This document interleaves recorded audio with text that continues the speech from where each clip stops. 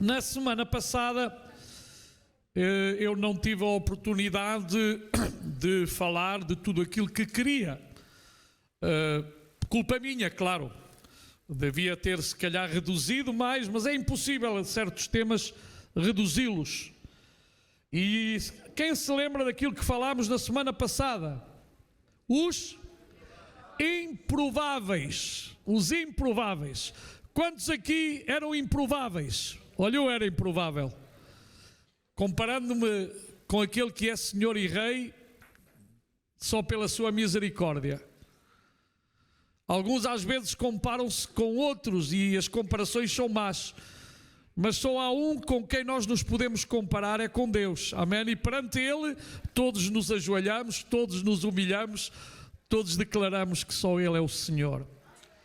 Improvável é uma pessoa que chega a um certo e determinado lugar, faz uma ou outra coisa que aos olhos da sociedade, aos olhos das pessoas que estão à sua volta, diriam: este fulano, esta senhora, este cicrano, nunca vai fazer nada.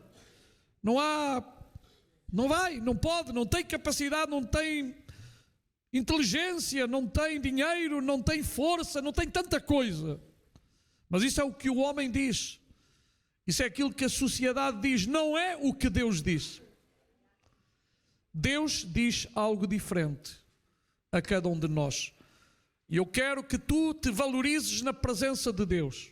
Se alguém valorizou o ser humano, foi Deus. Porque deu o seu único filho para morrer por nós. Se tu pensas que não tens valor nenhum, então pensa o alto preço que Jesus pagou por ti. Ninguém pagou esse preço. Podes ter ouvido ou vais ouvir, algumas vezes não serves para nada, não prestas. Isso é o que diz o mundo, não é o que diz Deus acerca de ti. E eu quero que tu ouças nesta manhã aquilo que Deus tem para ti, que são pensamentos de paz. Deus tem o melhor para ti, meu amigo, minha amiga, meu irmão, minha irmã. Deus tem o melhor para nós. Não tens que dar ouvidos ao inimigo, que apenas procura destruir, apenas procura matar, derrubar, deitar abaixo. Mas Jesus veio para dar vida. E é dessa vida que eu te quero falar, a vida que há em Deus, a mudança que há em Deus. Então tudo aquilo que numa sociedade parece improvável, Deus pode mudar. Deus mudou a tua vida, Deus mudou a minha vida. Eu quero vos dizer que a coisa para mim mais preciosa no ministério são as vidas das pessoas transformadas pelo poder de Deus. Estava ontem a pensar e a escrever.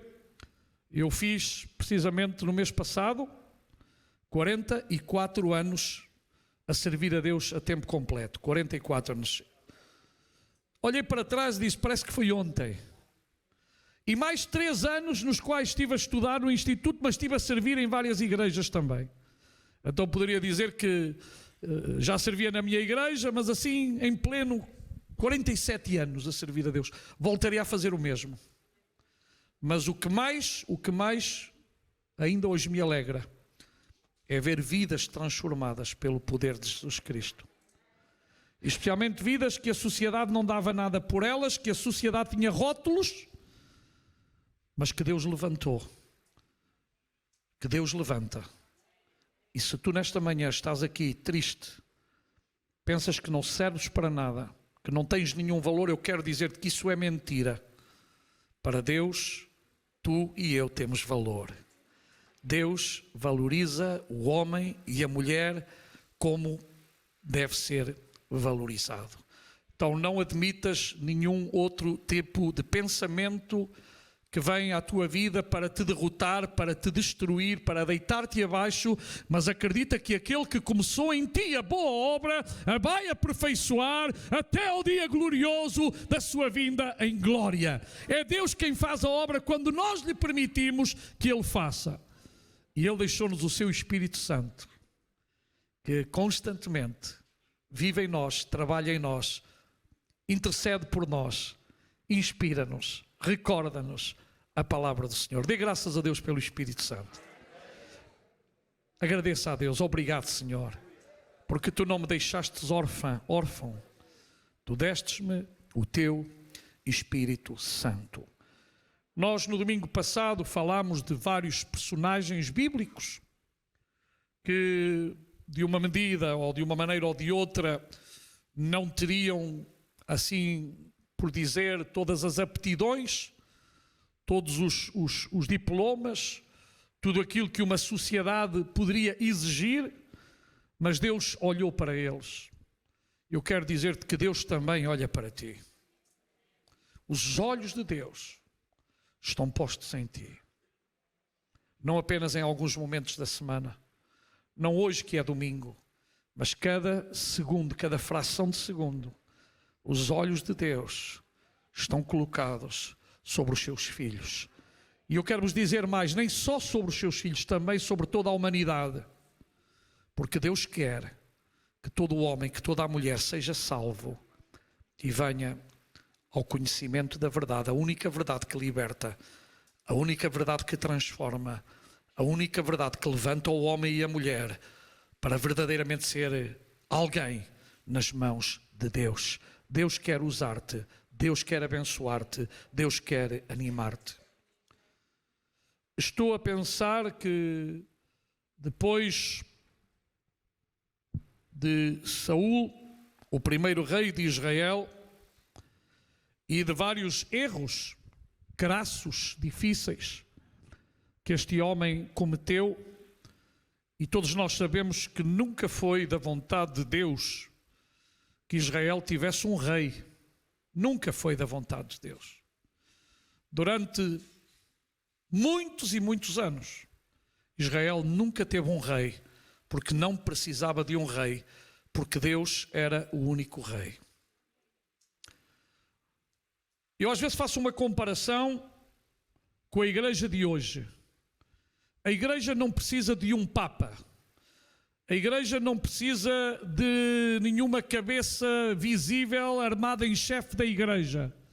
A igreja precisa da presença gloriosa do Espírito Santo. A igreja precisa da sua cabeça, que é Jesus Cristo. E quando Jesus Cristo está no comando e quando o seu Espírito Santo dirige todas as coisas, então Deus é o Senhor da sua igreja. E as portas do inferno jamais prevalecerão contra ela. Então não foi da vontade de Deus que Israel tivesse um rei. Mas sabe qual foi o problema de Israel? É o problema de hoje também. As pessoas olham para o mundo. As pessoas olham para a sociedade. As pessoas olham para os modelos existentes. Mas eu quero vos dizer que o modelo, sobre todos os modelos, foi criado por Deus. É por isso que há duas áreas muito importantes na criação. Eu já vos tenho dito isto: a família e a igreja. Quem instituiu a família? Deus. Qual é a instituição mais atacada nos dias de hoje? A família. A seguir, a igreja. Porquê? Se não tem valor, porque é atacada. Se a família não tem valor, porque é que é atacada? Se a igreja não tem valor, porque é que é atacada? Porque o diabo não gosta nem da família, nem da igreja. Sabem? O diabo não gosta da tua família, mas Deus gosta. O diabo não gosta da igreja, mas Deus gosta da igreja. Então, irmãos, nós temos que ter cuidado em não ir buscar os nossos padrões ao mundo, à sociedade, mas ir procurar na Bíblia Sagrada. A Bíblia Sagrada é suficiente. Tem aquilo que nós precisamos continuar a ensinar, continuar a aprender, para o modelo ser o modelo certo e não, desculpem, um protótipo de qualquer coisa que os homens estão a inventar. Porque todos os sistemas humanos têm falhado. Todos. Diga-me um sistema humano que não tenha falhado. Mas aquilo que Deus criou não falha. Aquilo que Deus fez não falha. A salvação que Deus providenciou para nós, desde o princípio da criação, e que desde o Gênesis até o Apocalipse há um fio condutor no qual vemos Deus a preparar o seu Filho Jesus Cristo para morrer por nós, não falhou, porque Jesus continua a ser o único Salvador do mundo. Jesus continua a ser o único que pode perdoar os teus e os meus pecados. Não há outra solução, não há outro remédio, não há outra saída. Ele continua a ser a única. E eu admiro-me que às vezes, com o tempo, há crentes que afrouxam. Afrouxam. E agora acham que isto já não é, porque a sociedade tem outros padrões. Outros até dizem que a sociedade evoluiu, e eu pergunto, onde é que a sociedade tem evoluído? Há 1 ano e pico estamos numa guerra, para não falar de outras guerrinhas. Aqui ao pé, Ucrânia e Rússia. Passámos por várias guerras mundiais, por várias guerras regionais. O homem tão inteligente, e afinal de contas ainda não conseguiu acabar com a guerra. Um homem tão esperto, ainda não conseguiu acabar com a guerra. Tanta tecnologia, o homem ainda não conseguiu acabar com a fome no mundo. O homem ainda não conseguiu acabar com a pobreza, tanta metodologia, tanta politiquice, tanto sistema partidário, e a fome continua em cada país. Pessoas a viver na rua, pessoas a passar fome, pessoas espoliadas, pessoas que não têm sentido à vida. Sabem porquê? Porque falta Jesus no centro da vida do ser humano. O vazio que há no coração do homem só será cheio quando Jesus o preencher.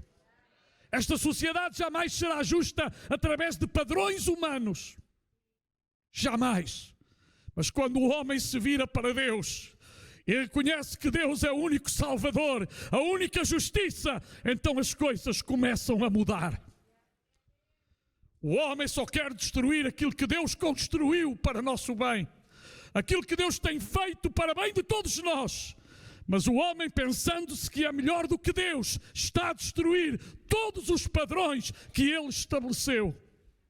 E infelizmente às vezes essa doença tem feito mal a muitos na igreja, que em vez de se agarrar à Bíblia, em vez de se agarrar ao Senhor, estão a olhar para os padrões que a sociedade está a ditar. Mas este mundo, diz a Bíblia, jaz no maligno. Só enquanto a igreja estiver aqui na terra é que ainda há algum equilíbrio. Porque onde a igreja for retirada, então o caos virá completamente. Mas eu espero ir com o Senhor. A minha esperança é a sua vinda. A minha esperança não está na mudança desta sociedade, porque ela nunca mudará, e temos as provas. Leiam a história da humanidade. Somos advertidos nas Sagradas Escrituras de que nos últimos dias tudo o que estamos a ver acontecerá. Há poucos dias ouvíamos o pastor da França, René, a falar naquela sociedade de Sodoma, uma cidade já tão corrompida que não é diferente da sociedade que nós estamos a viver. Em que inclusive os homens queriam fazer coisas aos anjos. Ficaram cegos. Irmãos, a nossa pátria não é esta. Ouvi muito pouco amém. A nossa pátria não é esta. A nossa pátria está no céu. A nossa pátria está no céu. Então, irmãos, prossigamos e avancemos. Então Saul estava a fazer o incorreto. E Samuel vai à casa de Jessé para escolher o novo rei. Para escolher o novo rei. E Samuel, sendo um homem de Deus, ele não usou a metodologia de Deus. Nós podemos ser crentes, salvos, filhos de Deus, e às vezes esquecermos-nos que ainda temos que depender de Deus em todas as coisas. Às vezes talvez pensemos que sabemos muito, temos muita experiência, sabemos fazer as coisas todas bem feitas, mas isso quer nos dizer que é mentira. Eu e vocês necessitamos da ajuda a cada dia do Espírito Santo. Sabe porquê? Porque nós falhamos, nós erramos. Nós, muitas vezes, e amando ao Senhor, eu não ponho em dúvida o nosso amor por Deus, falhamos. Sabe porquê? Porque vemos as coisas com os nossos olhos naturais. E nós precisamos de ver as coisas com os olhos espirituais. Ver as coisas com os olhos espirituais é buscar a boa e perfeita e agradável vontade de Deus. É buscar em oração que Deus nos dirija, que Deus nos guie para fazer as coisas corretamente.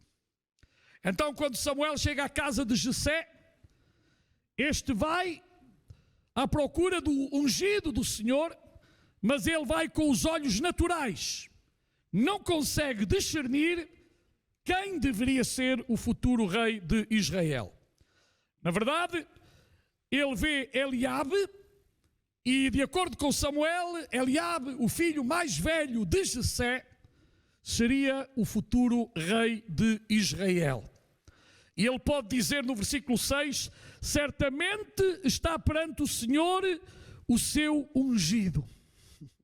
Esta foi a expressão que Samuel disse, mas depois diz que de pronto Deus se encarrega, como ele sempre faz, de abrir os olhos a Samuel e lhe diz: não atentes para a sua aparência.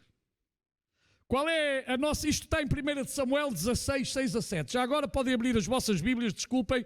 1 de Samuel 16, 6 e 7. Está bem?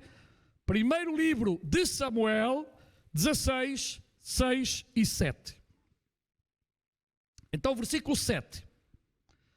Porém o Senhor disse a Samuel: não atentes para a sua aparência. Pergunto, qual é a primeira coisa que nós fazemos geralmente? O que é? Olhar para a aparência. Se chegar ao pé de nós uma pessoa assim, não vestida com os parâmetros que nós achamos, e chegar um todo engravatado, geralmente pensamos que o engravatado é melhor.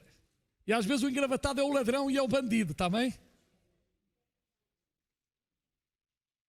Nós é que temos uma mania aqui na cabeça. Cuidado, irmãos, com os estereótipos. Cuidado em nós criarmos coisas na cabeça pensando que aquele que está todo ao point, como diz o francês, está corretamente. Não, irmãos, nós podemos ser enganados. E sabem uma coisa? Samuel, sendo um profeta, ele foi enganado porque ele olhou para a aparência. Ele olhou para os parâmetros da sociedade, que era o mais velho. Mas não era esse que Deus tinha naquele momento estipulado para ser o futuro rei de Israel. Então,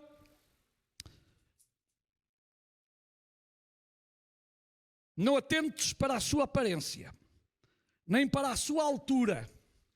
Nós, perante uma pessoa pequenina e uma pessoa grande, dizemos isto, aquele é imponente, aquele é um armário. Eu, há tempos, por acaso, não é isso, um miúdo, e foi verdade isto, foi filmado, vivia numa casa e o vizinho dele era um armário, um homem muito grande, e vai lá querer bater no miúdo. Só por dizer que se esqueceu que o miúdo sabia karatê. E saiu dali, e o outro depois até ter pena, o miúdo até ter pena do homem, mas era um homem zarrão, à minha sala a dizer coisas feias, e o miúdo com muita calma, dizendo, fique com calma, não diga essas coisas. E o outro começou a bater-lhe. Pronto, foi despachado, não é? Foi despachado. E há gente que às vezes, aparentemente, vai comer o mundo todo. E esquece que ninguém come o mundo aqui. E esquece que quem quer ver-nos mal é o diabo. E há pessoas às vezes que as atitudes delas são tão feias. Mas que o Senhor nos ajude. Mas de pronto Deus encarrega-se de abrir os olhos a Samuel e diz-lhe isso: o homem vê o exterior, porém o Senhor o coração. O homem vê o exterior, porém o Senhor vê o coração. Para Deus o mais importante não é o teu nem o meu exterior, é o meu e o teu coração. Isto para dizer-te que todos nós temos um potencial muito grande nas mãos de Deus e Deus quer usar todos nós. O homem vê o exterior, o Senhor vê o coração. Sabem, naquela altura, Davi não estava na casa de seu pai. Davi estava a cuidar das ovelhas. As ovelhas geralmente eram cuidadas pelos criados ou pelo filho menor, que não era nada naquela cultura. Filho menor era o criado também. Só em algumas ocasiões, quando a família se juntava, tinha alguns direitos. O que tinha mais direito era sempre o filho mais velho. Há outras culturas, não era só aquela, que é assim, o filho mais velho tem privilégios que geralmente os mais novos não têm. E já tinham vindo todos os filhos de Jessé, e Samuel não recebeu a aprovação de Deus. Ou seja, os prováveis para ser reis não foram. E havia um improvável. Quem era o improvável? O miúdo que estava a cuidar das ovelhas. O trabalho mais baixo naquela altura. Para alguns seria o trabalho mais lindo, porque as ovelhas não dão muito trabalho. O perigo delas é que elas não sabem às vezes para onde vão se não tiverem o pastor. Mas as ovelhas são dóceis com o seu pastor. Ele cuida, ele leva-as. Mas Davi estava. Mas é verdade que eles esquecem-se que Davi, mesmo como pastor de ovelhas, tinha tido algumas experiências muito interessantes. Mas em todas essas experiências que Davi tinha tido, Davi sempre deu a glória a quem? A Deus.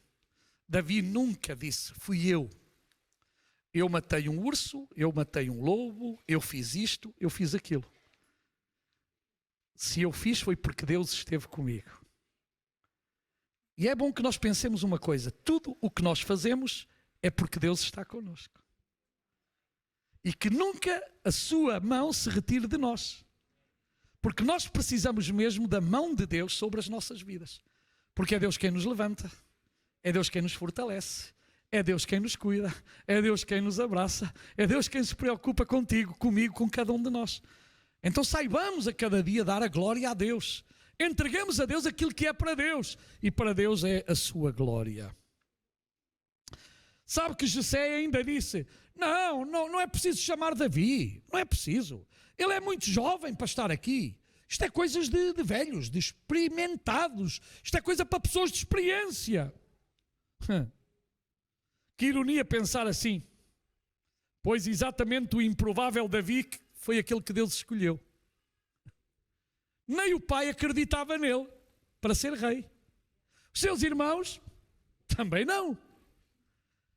Mas aquele que era improvável para eles era o provável para Deus. Então este texto deixa claro que a ótica de Deus não é a nossa. Deus vê completamente de uma maneira diferente à nossa. Deus dá valor onde o homem não vê valor. Deus dá oportunidade onde o homem não vê oportunidade. Deus valoriza o que o homem não consegue ver. Sabe qual é? É o coração. E o missionário Hudson Taylor, missionário conceituado do século passado, disse o seguinte: todos os gigantes de Deus são pessoas pequenas e fracas. Repito, todos os gigantes de Deus são pessoas pequenas e fracas. Para a sociedade, mas não para Deus. És pequeno? És fraco? Coloca a tua vida nas mãos do Senhor. Entrega o teu caminho ao Senhor. Confia nele. E Ele tudo fará. Então, irmãos, certamente Davi foi coroado rei de Israel. O improvável veio a ser o rei de Israel. Agora tenho outra história no segundo livro de Reis, no capítulo 7, versículo 3 a 9, de 4 leprosos. Leprosos improváveis. Quem é que vai chegar-se a um leproso? Naquela sociedade, o leproso vivia fugido, escondido, afastado. Não havia naquela altura cura para o leproso. Mas a Bíblia fala lá no segundo livro de Reis, capítulo 7, versículo 3 a 9, que 4 homens leprosos estavam à entrada da porta, os quais disseram uns aos outros: para que estaremos nós aqui sentados até morrermos? E se dissermos entremos na cidade, há fome na cidade. Como sabem, os inimigos de Israel, neste caso os sírios, tinham montado um arraial e não permitiam sair nem entrar ninguém.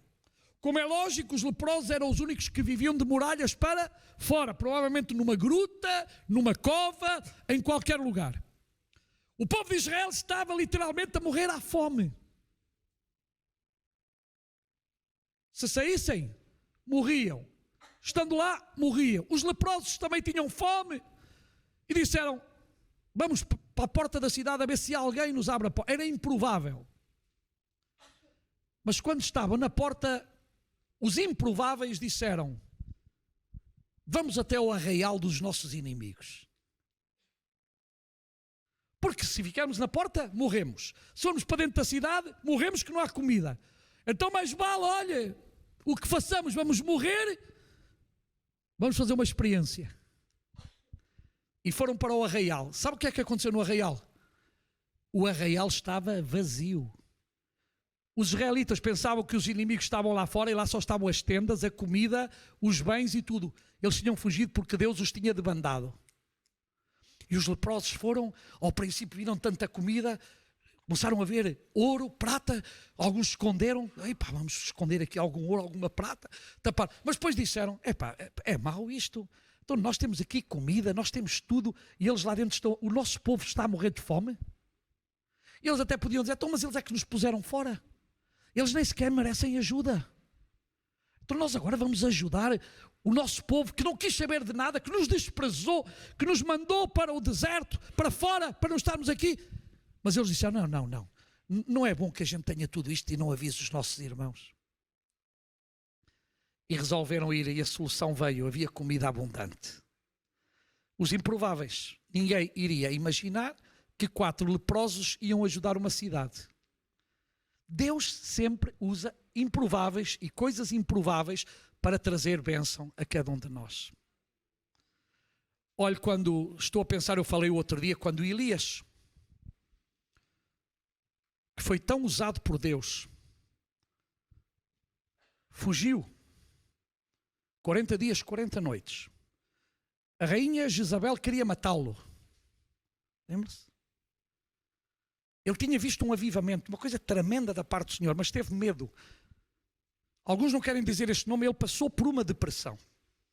Por todo o quadro de Elias é de uma pessoa que passou por uma depressão. E mesmo assim, Deus alimentou. E mesmo assim, quando ele estava lá no buraco da gruta, Deus o chama e lhe pergunta: o que é que fazes aqui, improvável Elias? Alguém que estava a passar uma depressão é um improvável para muitos. Não vai ajudar ninguém. Não vai conseguir fazer nada. Isso é o que tu dizes, é o que os psicólogos até podem dizer, mas não é o que Deus diz. Porque em Deus sempre há uma saída. Em Deus sempre há uma solução. Elias se levantou e sai e volta ao lugar de onde ele saiu, para uma vez mais dizer: o meu Deus é o Deus do impossível. O Deus que esteve antes é o Deus que está hoje. Não esqueças, Deus nunca mudou. Tu podes mudar, eu posso mudar, mas Deus não muda. Não esqueças isto. Os anos não fazem mudar Deus. As épocas não fazem mudar Deus. A história não faz mudar Deus. Nada faz mudar Deus, porque Ele será sempre Deus, bendito por todos os séculos. Tudo pode mudar, mas Deus jamais mudará. E aquele em quem tu deves confiar é esse que não muda. E quando o inimigo venha segredar-te, dizer-te que não vale a pena, diz-lhe a ele nunca mudou, ele nunca mudará, ele é o mesmo ontem, hoje e será eternamente e para sempre. E tu, inimigo, estás vencido, porque Jesus venceu a morte e o seu poder. Aleluia, tragada foi a morte na vitória. Onde está a morte? O teu aguilhão, podia dizer o apóstolo Paulo. E podia dizer mais: eu sei em quem tenho crido e estou certo que Deus é poderoso para guardar o meu depósito até ao dia final. Paulo, outro improvável, um religioso, um fariseu. Romanos é a carta. Atos capítulo 9. Atos capítulo 9. No capítulo 6 começamos a vê-lo. Perseguidor da igreja. Admitiu o apedrejamento de quem? De Estevão. Um homem sanguinário. Alguém que gosta de ver alguém morrer apedrejado, para mim é um sanguinário. Um homem terrível. Estava ali a deleitar-se na morte de um cristão. Na morte de um discípulo de Jesus Cristo. E ele ali... Não sei, mas a Bíblia diz que foram colocar as vestes de Estevão aos seus pés. Quadro tão triste que ainda hoje existe. Países muçulmanos facilmente apedrejam uma mulher. E depois o islamismo tem uma religião de paz e de amor fantástica. É raro apedrejarem o homem, ali apedrejam é a mulher. E se uma mulher foi violentada, ainda vão apedrejar a mulher, em vez de levar o homem à justiça. Tem acontecido isto muitas vezes. Depois venham a mim dizer que é uma religião de paz, de amor. Eu amo-os, quero que eles se arrependam e venham a Cristo Jesus, amém? A verdadeira igreja ora por estes homens e estas mulheres que não têm o conhecimento de Jesus Cristo. Mas desculpe, eu não estou de acordo com uma religião que mata. E depois outra coisa, estão tão contra os cristãos... mas não dizem nada quando eles, os islâmicos, mandam as pessoas do último andar por serem homossexuais e os matam e os mandam atirar-se de lá. E a igreja, só porque diz que está escrito na palavra de Deus, não gostam de nós. Mas nós não matamos ninguém, nós amamos todos, está bem? Ok? Aqui ninguém tem ódio a ninguém. Aqui não há fobias nem homofobias. Nós queremos que todo o homem seja salvo e venha ao conhecimento da verdade. Deus ama toda a humanidade. A igreja tem que amar toda a humanidade. Agora, a igreja não está de acordo com aquilo que nos querem impingir, porque a Bíblia é clara em dizer as coisas como elas são. Leia Romanos, por favor, capítulo 1. As pessoas têm direitos, todos os direitos. Eu também tenho direito de crer aquilo que eu creio. As pessoas têm direito de crer aquilo que elas creem. É verdade. E eu respeito. Mas respeitem-nos a nós, está bem? Ou o respeito é só para um lado?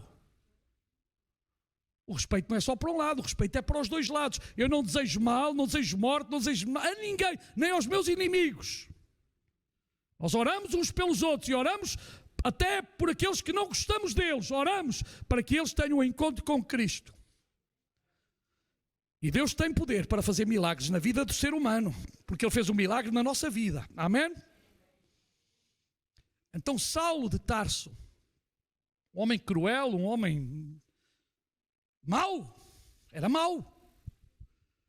E não contente com aquilo, ainda tinha cartas para ir por todo o império, buscar homens e mulheres para os levar à prisão por serem cristãos. Um homem improvável. Todos nós somos improváveis. Então disse: vou a Damasco prender cristãos. Outros vão a outro país qualquer. Saulo decidiu ir a Damasco. Montou-se não sei em quê, porque isso é outra polémica, se foi num camelo, se foi num cavalo, a Bíblia não diz. Há gente que sabe. Eu nunca consegui ler na Bíblia se era um cavalo, se era um camelo. Alguém já lá leu se era cavalo, se era camelo? Talvez haja aqui alguém que tenha tido uma revelação de última hora.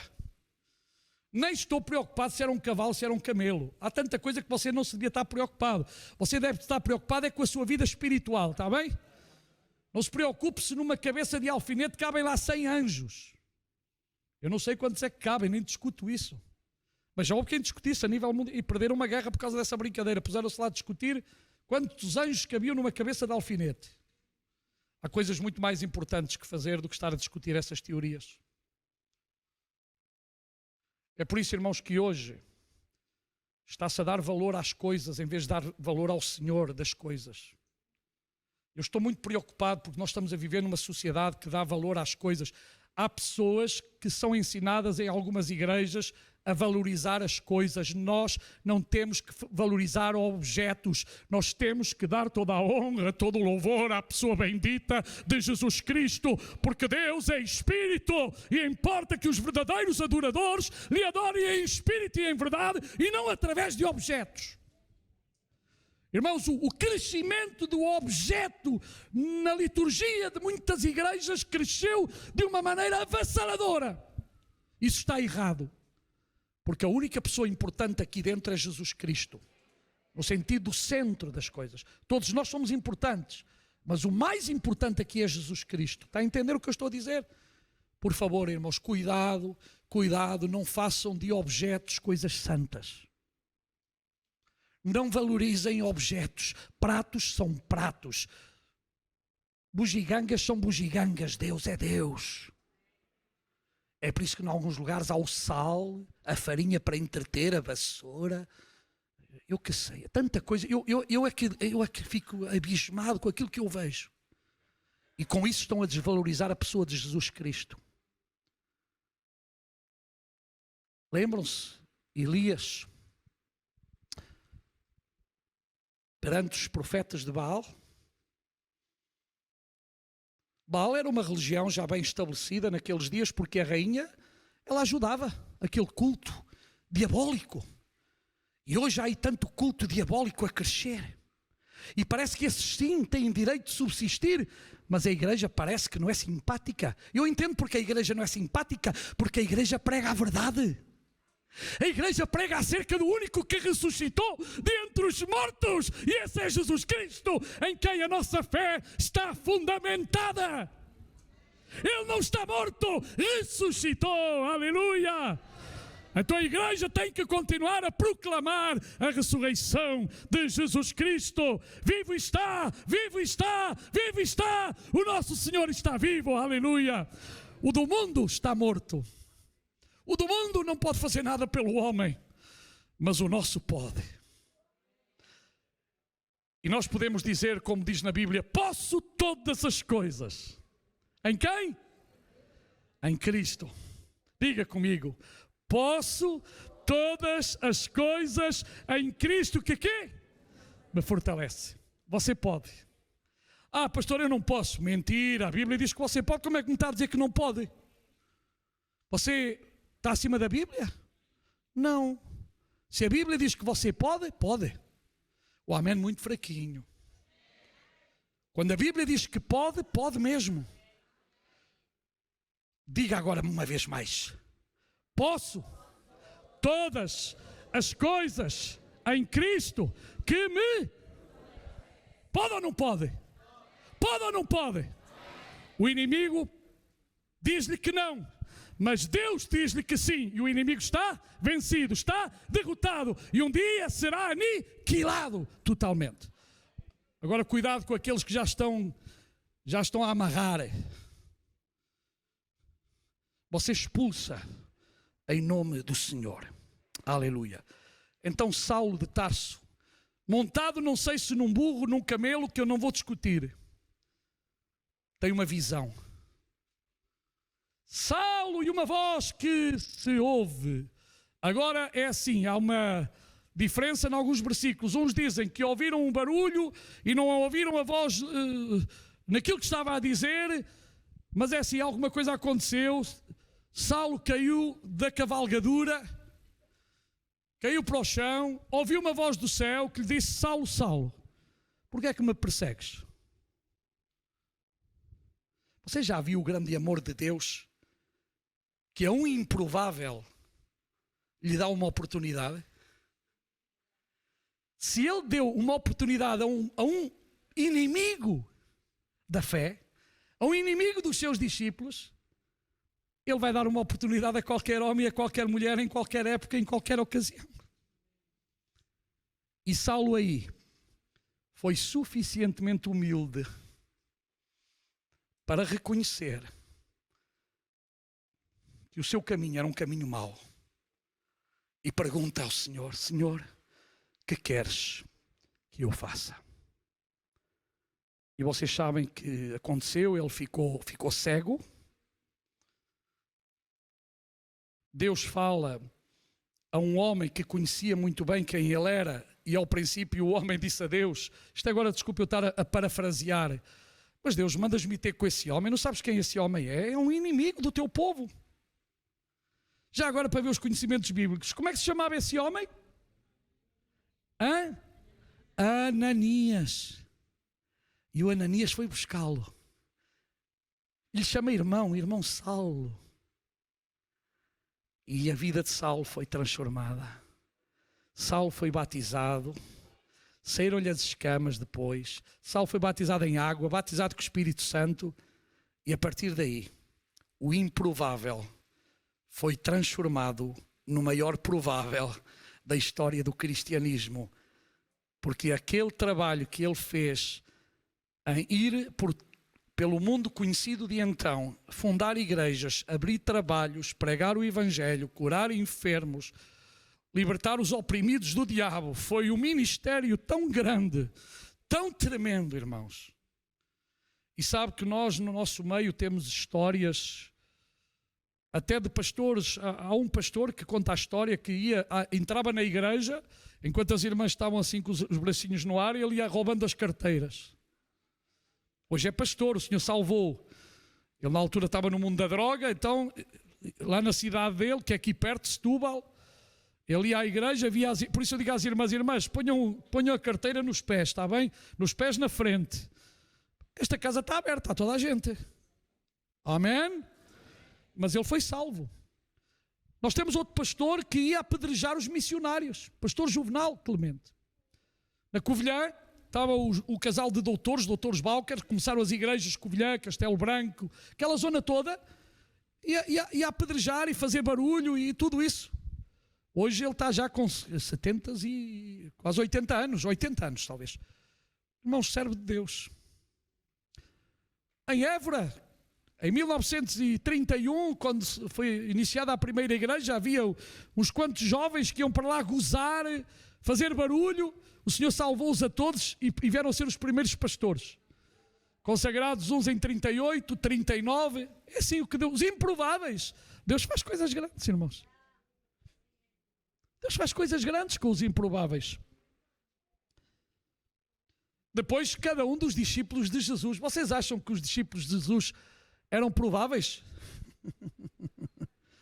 João, o filho do trovão. O Pedrozinho, com a sua pequena espadinha para cortar orelhas. Cada um deles com um feitio muito especial, com um caráter tremendo. E Deus vai escolher essa gente. E até ao Judas, que metia dinheiro ao bolso, Deus ainda lhe deu a oportunidade, mas ele deixou-a fugir. Vocês veem a história de cada um dos discípulos, acham que eram prováveis? Não, todos improváveis. Mas Deus do improvável faz o provável. Deus do improvável faz uma grande transformação, porque é assim que Deus faz com todas as coisas. Aleluia. E, meus amados irmãos, primeiro é importante que você e eu admitamos que somos fracos. Eu sou fraco por natureza. Vocês são fracos por natureza. E nós necessitamos ser honestos conosco, admitindo as nossas fraquezas, em vez de estarmos a dar desculpas esfarrapadas. Depois também alegrarmos nas nossas fraquezas. Não no sentido de pensarmos alegrar que sou bom, não, alegrarmos porque há uma solução para as nossas fraquezas. O ter fraqueza não é sinónimo de derrota. O ter falhado aqui ou ter falhado ali não é sinónimo que tudo está acabado, irmãos. Parece uma coisa sem sentido, alegrarmos nas nossas fraquezas, mas Paulo dá-nos algumas razões. As nossas fraquezas fazem-nos depender mais e mais de Deus. As nossas fraquezas nos tornam humildes. As nossas fraquezas nos fazem buscar a comunhão com os irmãos, com a igreja e com Deus, irmãos. Porque sabemos que precisamos de Deus. Não há mal nenhum compartilharmos as nossas fraquezas. E não há mal nenhum pedirmos ajuda uns aos outros. A força do verdadeiro servo e serva do Senhor não vem de si, mas vem de Deus. Ninguém é o bastante forte para resolver os seus problemas sozinhos. Especialmente se nós pensarmos no nosso maior problema, que se chama pecado. O nosso maior problema se chama pecado. Então, para o pecado, só há uma solução: o sangue de Jesus Cristo. O reconhecer que somos pecadores, pedirmos perdão a Deus e convidarmos Ele a ser o Senhor das nossas vidas. Então, aquele que confessa os seus pecados é o único que pode ser usado por Deus. Aleluia. Então podemos dizer que os homens e as mulheres valentes hoje são aqueles que confiam no Senhor. Os que confiam no Senhor são como os montes que não se abalam. Esses são os que confiam no Senhor.